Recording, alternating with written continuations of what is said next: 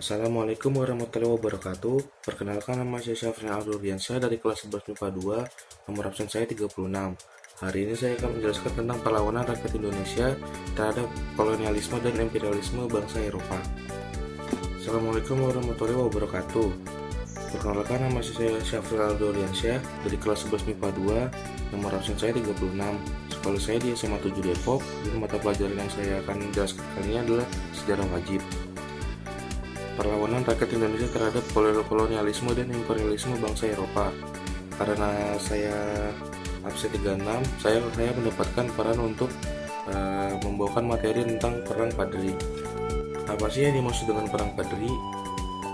Perang Padri adalah perang yang berlangsung di Sumatera Barat dan sekitarnya, terutama di kawasan kerajaan Pagaruyung dari tahun 1803 hingga 1838. Perang ini merupakan peperangan yang pada awalnya akibatkan pertentangan dalam masalah agama sebelum berubah menjadi peperangan melawan penjajahan.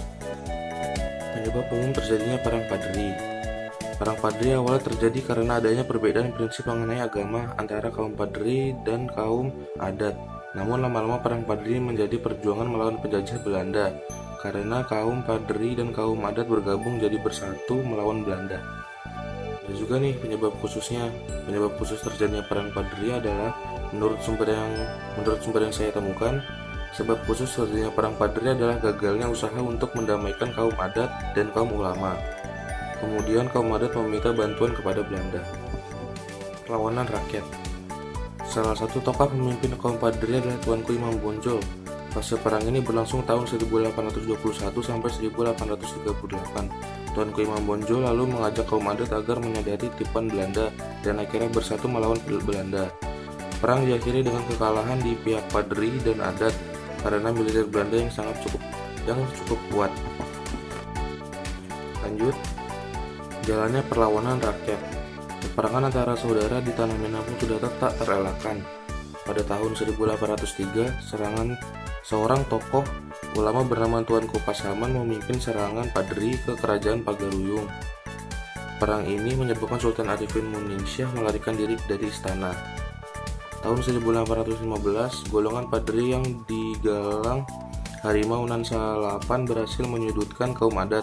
Beberapa tokoh terkemuka dari Harimau Nan Sapalan diantaranya adalah Tuanku Nan Receh, Tuanku Pasaman, Tuanku Rao, Tuanku Tambusai, Tuanku Lantau, Tuanku Mansiangan, Tuanku Pandai Sikek, dan Tuanku Barumun.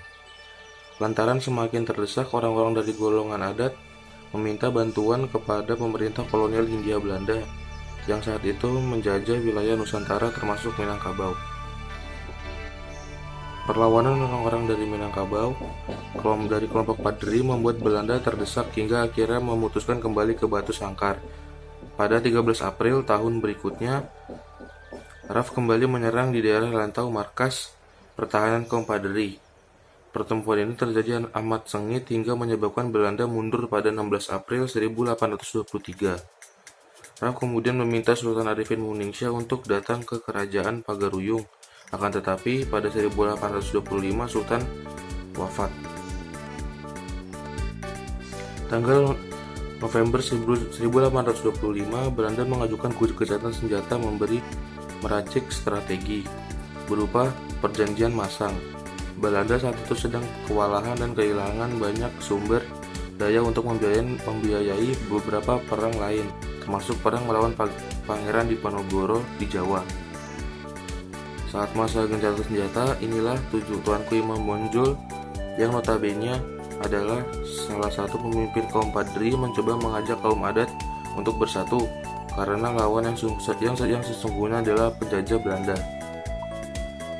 Setelah Perang Jawa berakhir pada 1830 dan ditangkapnya Pangeran Diponegoro dengan siasat licik, Belanda kembali memusatkan fokus ke Minangkabau. Pasukan kolonial membangun benteng di Bukit Tinggi bernama Fort de Cook. Pada 11 Januari 1833, pertahanan Belanda diserang oleh pasukan gabungan kaum Padri dan kaum adat. Menyadari hal tersebut, Belanda mengatur siasat kembali. Belanda berdalih bahwa Kedatangan mereka hanya untuk berdagang dan menjaga keamanan dengan rakyat Minangkabau. Lagi-lagi Belanda menerapkan siasat licik yang berujung pada penangkapan Tuanku Imam Bonjol pada tahun 1837 yang kemudian diasingkan ke Cianjur, Ambon, lalu Minahasa hingga wafat di sana. Perang kembali dikobarkan. Kali ini Belanda lebih unggul daripada 1838. Berhasil menembus pertahanan terakhir dari rakyat Minangkabau di Dalu-Dalu yang dipimpin oleh Tuanku Tambusai. Tuanku Tambusai dan beberapa pengikutnya yang selamat pergi ke Negeri Sembilan di Semenanjung Malaya. Kehilangan banyak tokoh pemimpin, kekuatan Minangkabau pun melemah dan Belanda pun berkuasa setelah memenangkan perang. Dari itu semua ada dampaknya. Yang saya jelaskan kali ini adalah dampak perlawanan rakyat terhadap ekonomi, sosial, dan budaya. Dampak ekonomi sendiri mungkin sangat berpengaruh kepada ekonomi pada saat zaman itu karena penjajahan Belanda dan terjadinya perang. Padri otomatis pendapatan di setiap desa menurun, dan tidak hanya menurun, ekonomi dimonopoli Belanda dan diambil alih. Yang kedua, dampak sosial. Dengan kekalahan kaum Padri sebagai dampak konflik agama dan wilayah Sumatera Barat jatuh ke tangan Belanda, maka tentunya penderitaan rakyat semakin besar. Sebab Belanda langsung menerapkan sistem kerja paksa, di mana para rakyat Sumatera Barat dipaksa mengolah lahan pertanian dan hasilnya diperuntukkan seluruhnya untuk Belanda. Yang ketiga, dampak budaya. Pemerintah Belanda tidak bisa melupakan pertempuran sengit yang pernah dialami dalam melawan kaum Padri yang awalnya merupakan penyebab konflik horizontal. Oleh karena itu, untuk menghargai serta mengapresiasi perjuangan kaum Padri dengan semangatnya yang membara dan juga untuk mengingat kembali memori tentang perjuangan di Perang Padri ini agar tidak terlupakan, pemerintah Hindia Belanda membangun sebuah monumen yang dinamakan Monumen Perang Padri. Itulah yang bisa saya sampaikan tentang materi Perang Padri. Kurang lebihnya mohon maaf. Wabillahi taufiq wal hidayah. Wassalamualaikum warahmatullahi wabarakatuh.